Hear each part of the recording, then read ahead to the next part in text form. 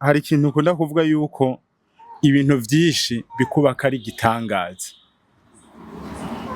Kweri kiri jambo ukunda kurikoresha? Nakuze neza, nafise abavyeyi bankunda. Barapfa bakurikirana. Papa wanje yapfuye muri 2000, mama wanje yapfuye muri 2000, papa wanje yapfa muri 2001. Nakuze ndi impfuvyi, naratawe, narirukanwa inzu kuyindi, naburi ico mfungura. Na kimwe kuri je atari gitangaza. Iyo mfunguye ni gitangaza, iyo nambaye ni gitangaza. Imana iragaheza. Nari umunyavyaha, nagendeye mu vyaha vyinshi, ubusambanyi, akaborego, nagendeye mu bapfumu. Uyu munsi Imana kungira igikoresho nibitangaza. Iyo mbonye abantu bakize ndatangara, iyo mbonye abantu bashinze uratangara, ndarengegwa.